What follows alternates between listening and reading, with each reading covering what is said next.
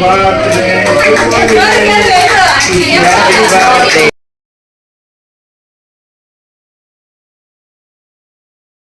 Hi ಎಲ್ಲರಿಗೂ ನಮಸ್ಕಾರ. Welcome to my Sonu vlogs Kannada YouTube channel. ಎಲ್ಲರೂ ಹೇಗಿದ್ದೀರಾ? ಎಲ್ಲರೂ ಚೆನ್ನಾಗಿದ್ದೀರಾ ಅಂತ ಭಾವಿಸ್ತಾ ಇದ್ದೀನಿ. ಹಾಗಿದ್ರೆ ಬನ್ನಿ ಇವತ್ತಿನ ವಿಡಿಯೋನ ಸ್ಟಾರ್ಟ್ ಮಾಡೋಣ.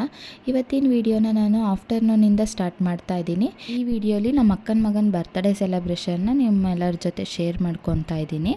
ಆ್ಯಕ್ಚುಲಿ ನಮ್ಮ ಅಕ್ಕನ ಮನೆಯಲ್ಲೇ ಬರ್ತ್ಡೇ ಸೆಲೆಬ್ರೇಷನ್ ಮಾಡಬೇಕು ಅಂತ ಪ್ಲ್ಯಾನ್ ಮಾಡ್ಕೊತಾ ಇದ್ರು. ಬಟ್ ಅಲ್ಲಿ ಮಾಡೋಕ್ಕೆ ಆಗಲಿಲ್ಲ, ಎಲ್ಲರೂ ಅಲ್ಲಿಗೆ ಹೋಗೋಕ್ಕಾಗಲಿಲ್ಲ ಅಂತ ಅಮ್ಮನ ಮನೆಯಲ್ಲೇ ಸೆಲೆಬ್ರೇಷನ್ ಮಾಡ್ಕೊಳ್ಳೋಣ ಅಂತ ಅಂದ್ಕೊಂಡು ಒಂದಿನ ಮುಂಚೆನೇ ನಾನು ನನ್ನ ತಂಗಿ ನಮ್ಮ ಅಕ್ಕ 3 ಜನನು ಅಮ್ಮನ ಮನೆಗೆ ಬಂದ್ವಿ. ಹಾಗೆ ಒಂದಿನ ಮುಂಚೆನೇ ಕೇಕ್ನ ಆರ್ಡರ್ ಕೊಟ್ಟು ಬಂದಿದ್ವಿ. ಸೊ ಕೇಕ್ ತೊಗೊಂಬರೋಣ ಅಂತ ನಾನು ನನ್ನ ತಂಗಿ ಹೋಗಿದ್ವಿ. ಬಟ್ ಅಲ್ಲಿ 1 ಅವರ್ ಲೇಟ್ ಆಗುತ್ತೆ ಡೆಲಿವರಿ ಮಾಡೋಕ್ಕೆ ಅಂತ ಹೇಳಿದ್ರು. ಸೊ ಅಷ್ಟೊತ್ತು ಅಲ್ಲೇ ಕೂತ್ಕೊಂಡು ಏನು ಮಾಡೋಣ ಅಂತ ಮನೇಲಿ ಸೆಲೆಬ್ರೇಷನ್ ಮಾಡೋಕ್ಕೂ ಸ್ವಲ್ಪ ಸಿಂಪಲ್ಲಾಗಿ ಡೆಕೋರೇಷನ್ ಮಾಡಿಸಿ ಅಲ್ಲೇ ಅಕ್ಕಪಕ್ಕ ಜನನ ಇನ್ವೈಟ್ ಮಾಡಬೇಕು ಅಂತ ಅಂದ್ಕೊಂಡಿದ್ವಿ.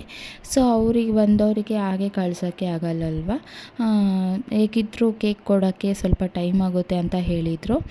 ಸೊ ಅದೇ ಟೈಮಲ್ಲೇ ಹೋಗಿ ಸ್ವಲ್ಪ ಸ್ವೀಟ್ಸು, ಸ್ವಲ್ಪ ಏನಾದರೂ ಮಿಕ್ಸ್ಚರು, ಸ್ವಲ್ಪ ಫ್ರೂಟ್ಸ್ ಬೇಕಿತ್ತು, ಎಲ್ಲ ತೊಗೊಂಬರೋಣ ಅಂತ ಹೋಗಿದ್ವಿ. ಹಾಗೆ ಹೇಗಿದ್ದರೂ ಕೇಕ್ ಬೇಗ ಕೊಟ್ಬಿಡ್ತಾರೆ, ತೊಗೊಂಡು ಬಂದು ಊಟ ಮಾಡ್ಕೊಳ್ಳೋಣ ಅಂತ ಅಂದ್ಕೊಂಡು ಊಟನೇ ಮಾಡಿರಲಿಲ್ಲ.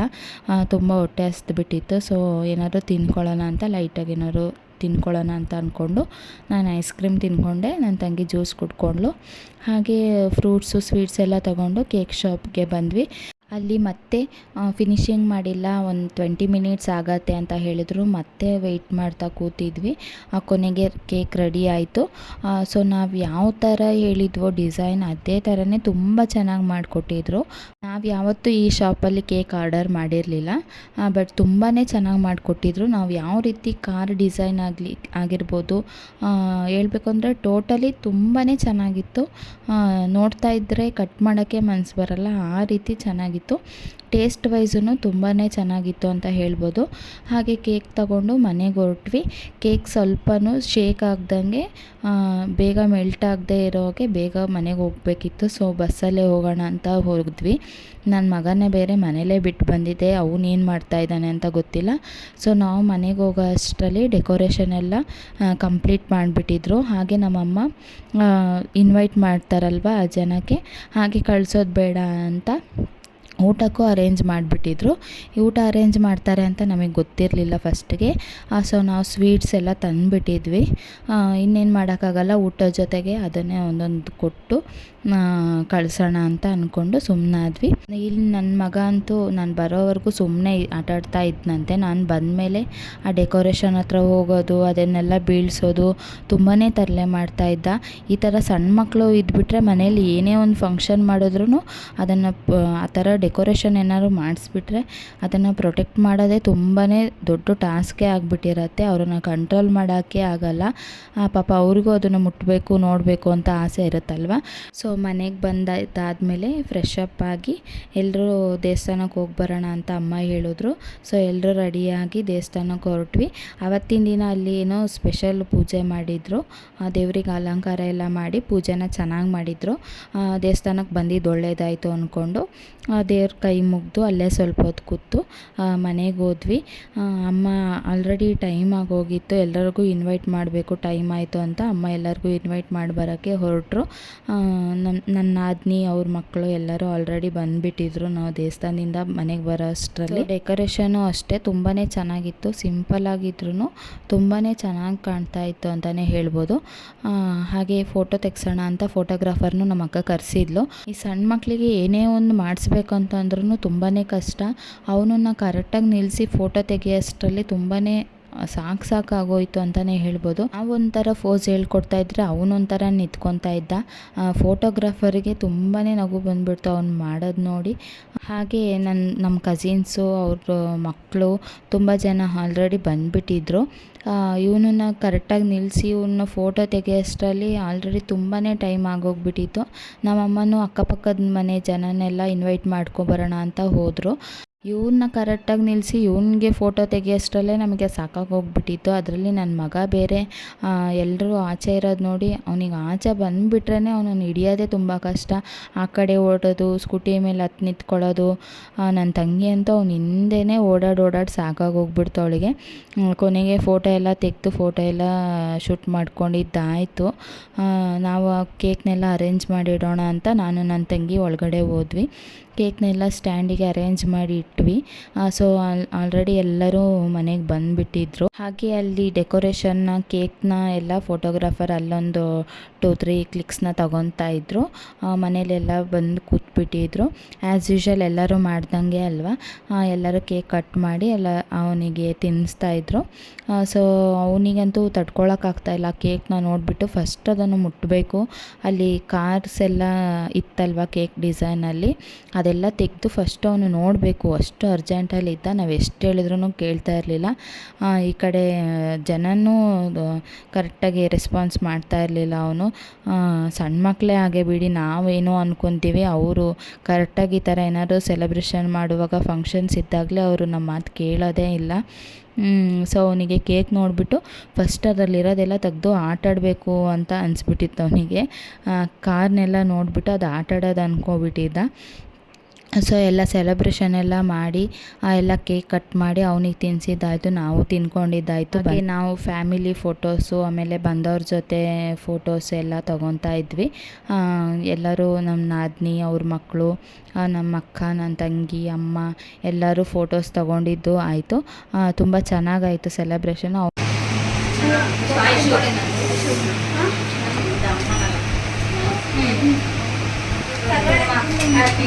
Happy birthday to you.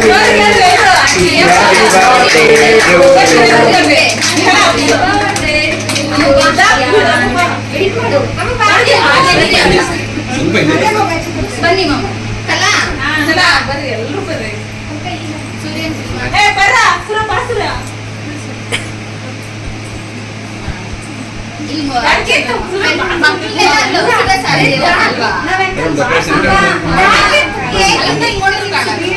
ಮಾಡ್ಸಿರೋದೇನು ಕಾಣಲ್ಲ. ಜೋರ ಸೌಂಡ್ ಮಾಡ್ರಿ. ಏಮಂತು Happy birthday to you. Happy birthday to you.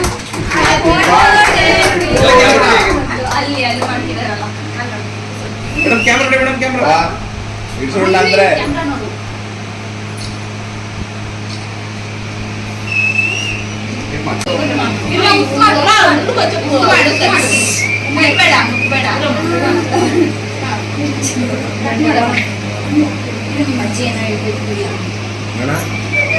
Cut ಮಾಡು ನಿಧಾನ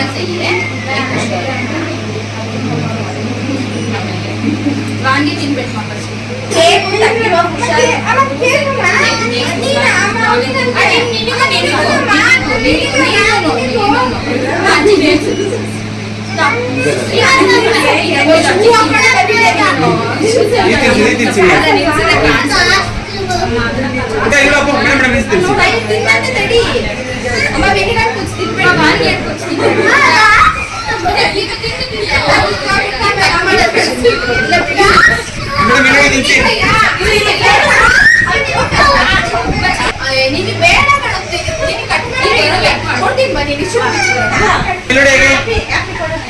ಮೇಡಮ್ ಹಾಗೇರಿ ಅಪ್ಪ ಇದೆ ಸಪ್ಪ. Okay okay madam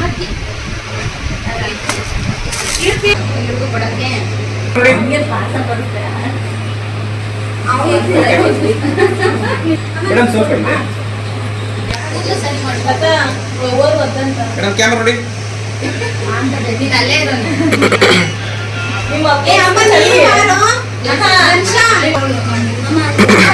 madam camera ನೋಡಿ, ಕ್ಯಾಮ್ರಾ ನೋಡಿ ಮೇಡಮ್.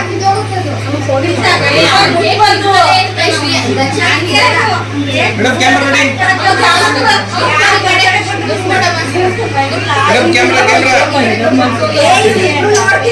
Madam camera camera.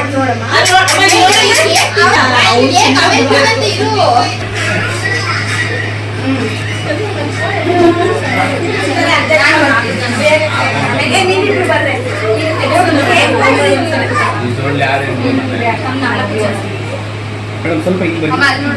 ಹಾ. ಒಂದು ಅಲ್ಲಿ ಸರಿ, ಸರಿ. ಇಲ್ಲಿ ಮೇಡಮ್ ಇಲ್ಲಿ ನೋಡಿ ಮೇಡಮ್ ಎಲ್ಲ ಕ್ಯಾಮ್ರಾ ನೋಡಿ ನೀವು లేదు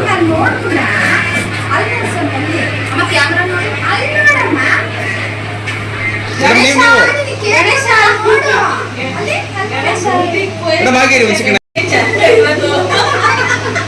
ಮೇಡಮ್ ಕ್ಯಾಮ್ರಾ ಆಗಿರಿ ನೋಡಿದ್ರಲ್ಲ ಕೇಕ್ಗೋಸ್ಕರ ಅವರು ಇಬ್ಬರು ಎಷ್ಟು ಹಠ ಮಾಡ್ತಾ ಇದ್ದಾರೆ ಅಂತ. ಅವನು ಆ ಕಾಂಡೆಲ್ಲ ತಗೊಂಡು ಕೇಕ್ ತಿನ್ನೋಕ್ಕೆ ಅಷ್ಟು ಹಠ ಮಾಡ್ತಾ ಇದ್ದಾನೆ ಅಂತ ಅನ್ನೋ ಅದೊಂದು ಕಡೆ ಆಗಿದ್ದರೆ, ಇಲ್ಲಿ ನನ್ನ ಮಗ ನಾನು ಕಟ್ ಮಾಡ್ತೀನಿ, ನನಗೂ ಬೇಕು, ನಾನು ಕಟ್ ಮಾಡ್ತೀನಿ ಅಂತ ಅವನೊಂದಿಷ್ಟು ಹಠ ಮಾಡ್ದ. ಇಬ್ಬರೂ ಸುಧಾರಿಸಿ ಎಲ್ಲ ಸೆಲೆಬ್ರೇಷನ್ ಮುಗಿಸೋ ಅಷ್ಟಿಗೆ ಸಾಕಾಗೋಯಿತು.